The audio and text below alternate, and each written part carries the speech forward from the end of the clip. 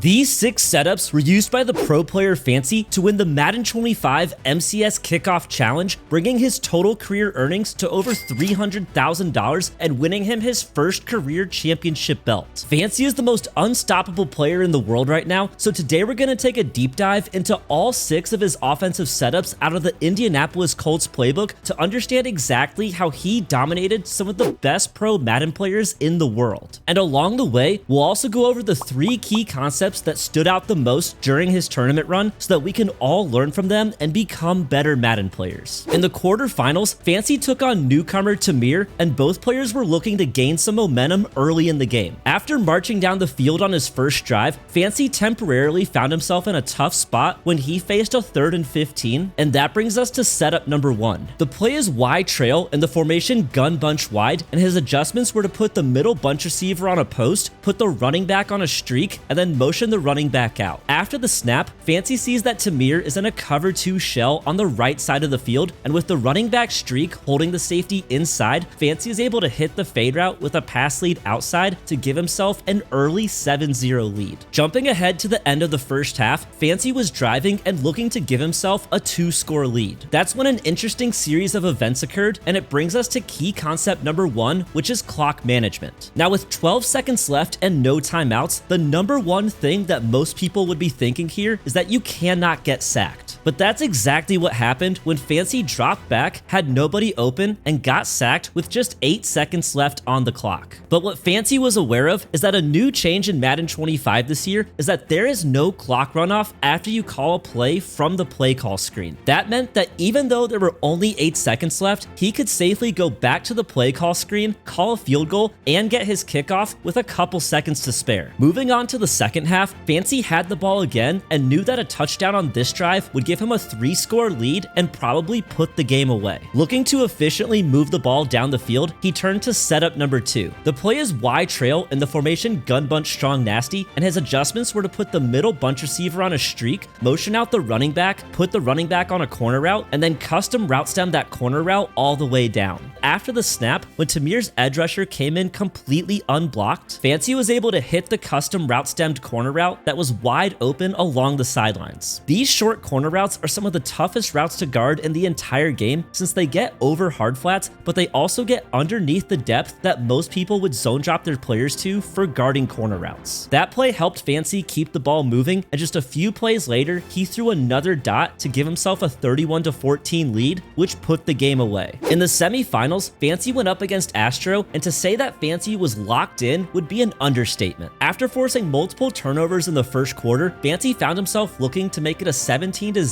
game when he showed off key concept number 2, which is run the ball inside the 5. This is a mistake that a surprising number of Madden players make, but no matter how good of a passer you think you are, the reality is that passing when you get down near the goal line gets exponentially more difficult. Fancy is one of the best passers in the world, but even he decided to go with the smarter option of running the ball on 3rd and goal. On this play, he went with the formation single back wing tight and called the play 26 duo. This play gets amazing blocking from the O-line, and from 3 yards out, Fancy got into the end zone with ease to give himself a 3-score lead. Now, Astro is one of the best offensive players in the world, so Fancy knew that there was no time for playing scared. After holding Astro to a field goal, on Fancy's next drive, he went for a home run play when he dialed up setup number 3. The play is double post in the formation gun bunch offset, and his adjustments were to put the outside bunch receiver on a streak and put the running back on a flat route. After the snap, with Astro sending a super aggressive 7-man blitz, Fancy had to instantly get the ball out, and by pass leading the ball outside to his middle bunch receiver on the streak, Astro's safety had no chance to make a play on the ball, and it made the score 24-3. After forcing Astro into committing yet another turnover, Fancy was looking to put the nail in the coffin before the game even reached halftime, and that's when he went with setup number 4. After initially coming out in gun bunch offset, he audibled over to the play verticals halfback burst in the formation gun tied open, and his his only adjustment was to block the running back. Now what's super weird here is that Astro actually ended up being in man coverage with the safety on the right manned up on the tight end on the left. I'm not sure exactly why he was in this defensive setup since the safety was so insanely out of position, but regardless, Fancy's first reads were both of his seams, and with the tight end seam left that open, it was an easy touchdown to put the game away and send Fancy onto the finals. In the championship, Fancy took on Abram in a game that wouldn't be as easy as his first two. Some great defense from Abram on Fancy's first drive forced him to settle for a field goal, but then Fancy responded with some outstanding defense of his own when he forced Abram's quarterback to fumble. A few plays later, Fancy was able to capitalize with a touchdown, but then Abram proceeded to easily march down the field. When he punched in a touchdown to make it 10-7, that's when we knew that we had a real game on our hands. On Fancy's ensuing drive, he needed to keep his offense rolling to stay ahead of Abram, and that's when he turned to setup number 5. The play is bench return in the formation gun tied open, and his adjustments were to put the tight end on a drag, put the slot receiver on a streak, and put the outside receiver on the short side of the field on a corner route. Fancy is clearly ready for a man blitz here since the drag, the return route, and the corner route all beat man coverage, and he keeps the blocked running back in to make sure he has enough time to get the ball out. After the snap though, it turned out that Abram had disguised his coverage and he seemed to be in some sort of inverted cover too. Regardless, Fancy was ready for it, and even though he could have thrown to his wide open corner route for a solid gain, he went for it all with a pass lead inside to his slot receiver on the streak, and Abram's defensive back had no chance to make a play, giving Fancy a 17-7 lead. The game continued to be an absolute slugfest between two excellent players, and in just a few plays, Abram was able to get down the field and score a touchdown of his own. With a 17-14 lead, and knowing that he needed to control the clock on this drive, Fancy began letting more time run off before each snap. At the same time though, Fancy also knew he needed to get into the end zone to give himself a 2-score lead heading into halftime. With just 44 seconds left in the first half, on this 3rd and 4 play, Fancy taught us key concept number 3, which is use high balls. The high ball mechanic, which you can do by holding the LB or L1 button during the throw, is extremely powerful because it allows you to put the ball above your receiver's head. I've been asked before whether a pass lead up accomplishes the same thing as a high ball, and the answer is no. On this throw, if Fancy had only used a pass lead up, even though it would put the ball out in front of his receiver, the trajectory would be low enough that it would be intercepted by Abram's defender. You should still pass lead the ball up, but when you combine that with a high ball, it gets the ball up and over the defender's catch radius, and pressing that one button makes all the difference between an interception and a touchdown. The fourth quarter continued to be an offensive shootout, but Fancy was able to pull slightly away and get a 12-point lead after he returned an Abram 2-point conversion attempt that would have made it a 1-score game. With a little over a minute left in the fourth quarter though, Fancy found himself in a 4th and 14. Needing one final dot to officially put the game away, he turned to setup number 6. The play is motion China wheel in the formation gun bunch strong nasty, and his adjustments were to put his middle bunch receiver on a streak, put his tight end on a post, put his outside bunch receiver on a corner route that was custom route stemmed all the way down, and block his running back. After the snap, Abram didn't have anyone guarding the deep right part of the field, and Fancy hauled in the catch with his tight end to put the game on ice and officially secure himself his first ever Madden Championship belt. And if you guys want to learn more about Fancy's ridiculous defense from this tournament, I just posted my breakdown of his dime 3-2 defensive scheme in the film room over at playbookprofessor.gg. The breakdown covers his 4-man A-gap blitz, how he disguised his defense on every play, and his insane use of the switch stick. Don't forget that premium memberships give you access to all of the ebooks, all of the film room videos, and all of the premium tips on the site, and you can use code SPRUCE to get 30% off. All of the schemes and tips on the site are things that I actually use in my own online games, and while I'm not quite as good as Fancy, I do have a record of 98 and 15 online, and I'm ranked in the top 100 in the world on the online head-to-head leaderboards. So if you're looking for help on Madden 25, I truly believe that playbookprofessor.gg is the best place in the entire community for people who are trying to take their Madden game to the next level. And if you just want to watch another video, YouTube thinks that you'll enjoy this one right here. Thanks so much for watching, guys, and I'll catch you in the next video.